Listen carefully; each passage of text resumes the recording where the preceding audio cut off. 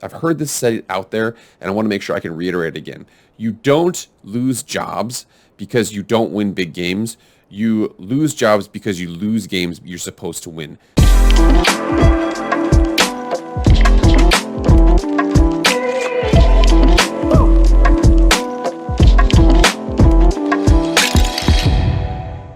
What is up, everybody? It is Jake with Master Football, back at it again. Happy Monday. Thank you so much for being here. If you want to be up to date on all things EA college football and watch plenty of college football videos, subscribe to this channel right now. I also do some Madden and pro football videos as well. Please subscribe. It's free to you. All it's going to cost you is being up to date on everything EA college football, watching some Madden, watching some NFL stuff, anything like that. You really appreciate that. Hit the like, hit the share, hit the subscribe, hit all that stuff. Stay up to date with everything. Without further ado, let's get into the video. All right, guys, I went out this last weekend, and I was watching some football, and my Boise State Broncos have an absolutely horrendous offense, but they got a solid defense. Watched a great game between Fresno State and Oregon State, but there was one game that was a fun game to watch, except for if you're rooting for the home team, and ultimately it leads to bad news bears for the home team's head coach. That would be the Nebraska Cornhuskers. Here we are, 45-42. Nebraska loses to the Georgia Southern Eagles, a touchdown by Kyle Van Treese with 36 seconds left to make them down 45-42. This game was, it's just absolutely shocking. To check this out. Kyle Van Treese, who had 400 passing yards. I know he had it on 56 attempts. 400 passing yards, 1 touchdown, an 80.4 QBR. Georgia Southern had 233 rushing and 5 touchdowns. Nebraska had 318 passing and 257 rushing and 5 touchdowns, but still, at the end of the game, the Nebraska Cornhuskers just cannot handle it. They couldn't quite do it, and ultimately, this cost Scott Frost his job. So that's not fair to say that this cost Scott Frost his job, but I'm going to say this was the nail in the coffin. There was so many times that Nebraska was close in games, and they just couldn't quite handle it.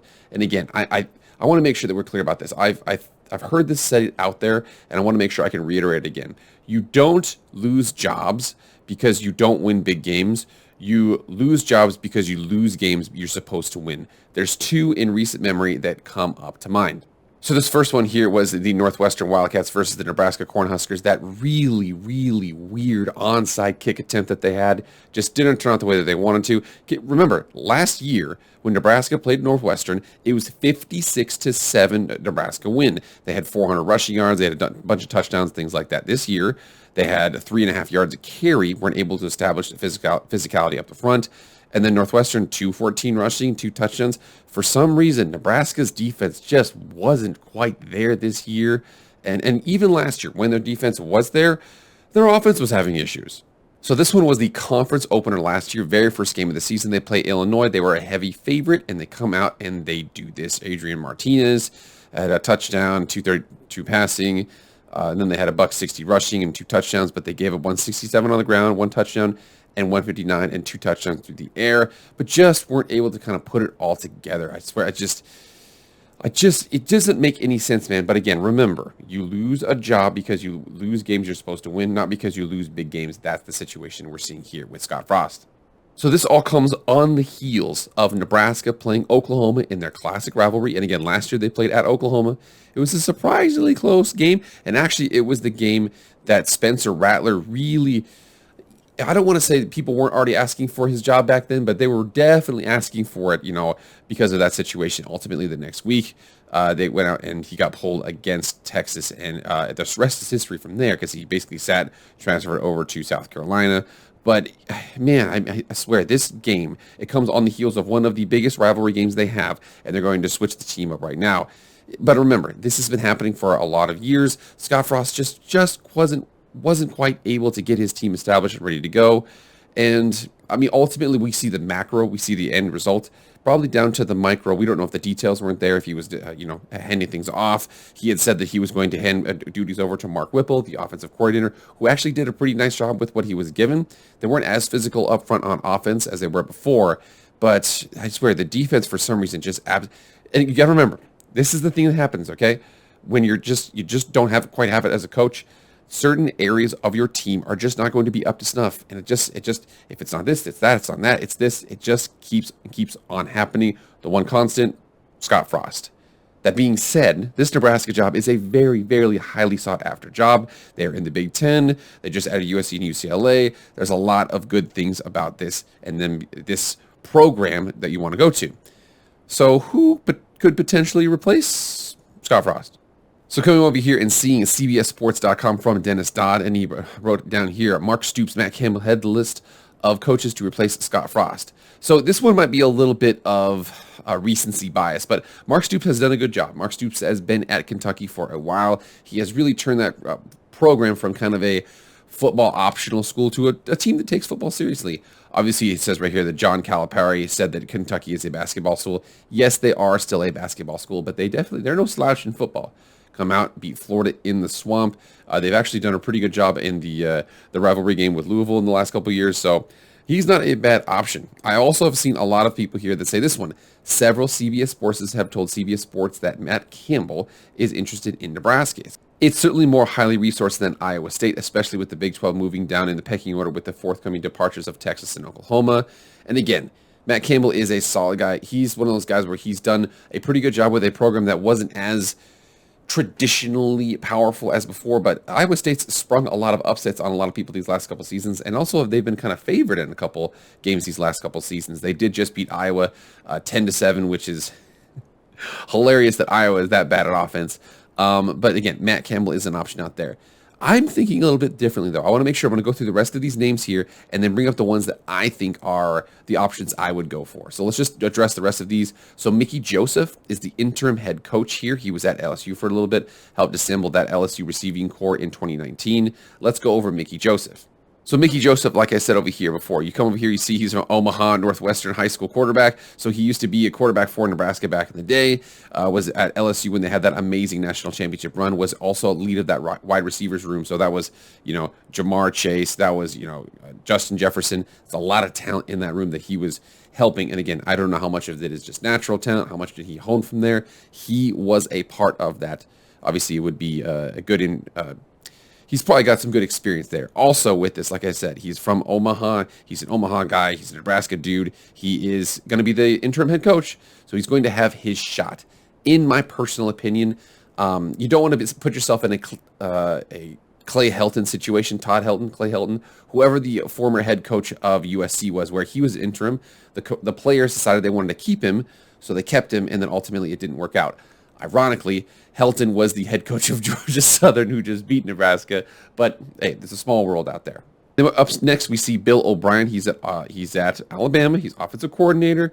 And remember here, helped out with Bryce Young. He's coached Tom Brady. And again, I don't know how much of it is he was there when Tom Brady was the quarterback, or if Tom Brady was harnessed by Bill O'Brien or whatever. So Bill O'Brien is an option out there. Jim Leonard, the Wisconsin defensive coordinator. Wisconsin has done a pretty good job defensively these last couple seasons.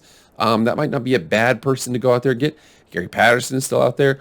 Urban Meyer is still out there. I'm telling you, that's one I know that he had a really bad exit from the Jacksonville Jaguars. But remember here, okay, wherever he goes, he's successful. It just takes him an amount of time because he can recruit, and he's pretty good with the quarterback run. Those two things are hard to be successful long-term in the NFL. And, well, I mean, recruiting, you can't really do it unless it's free agents. But, and again, Urban Meyer could be a serious option out there. There's a couple other ones that I want to consider that I think they should go after, some bigger names. So the first one, and this one is absolutely freaking shocking, but I'm telling you here, right now, I don't think Pete Carroll lasts through the year with the Seahawks.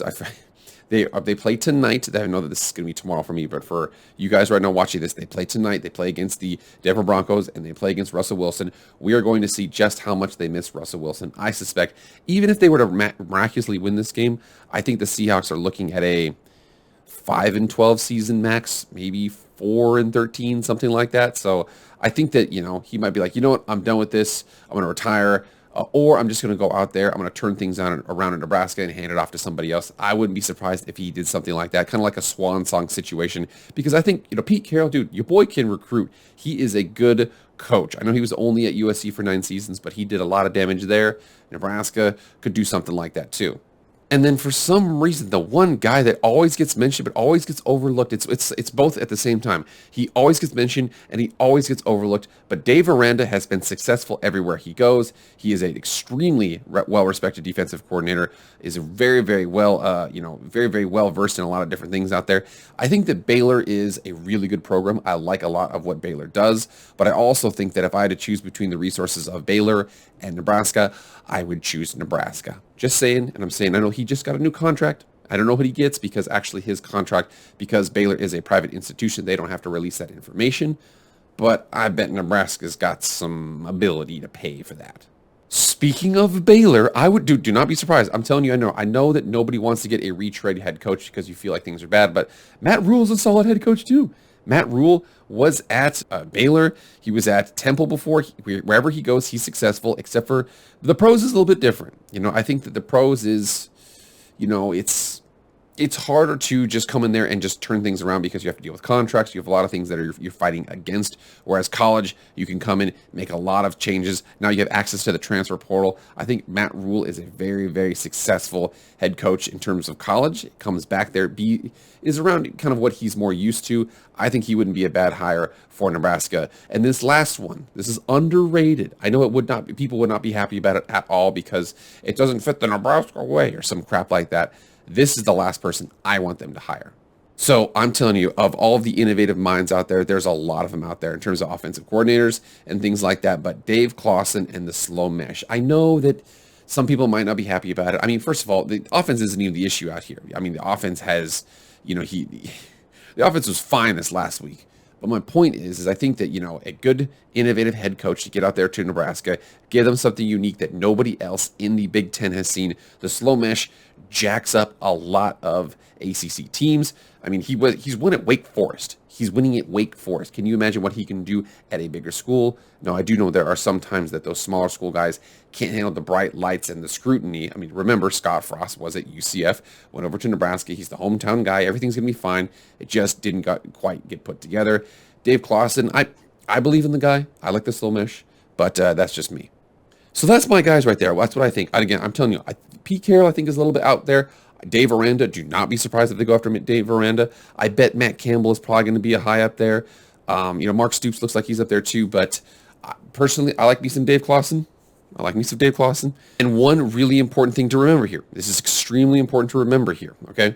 I know that he just got released. He is going to get hired. Whoever the head coach is going to be is going to get hired at the end of November before conference championship games. A lot of people forget that whole situation. But remember last year, November 28th was when Lincoln Riley went over to USC. November 30th was when Brian Kelly went over to LSU. That's before the conference championship games for those teams or in those conferences.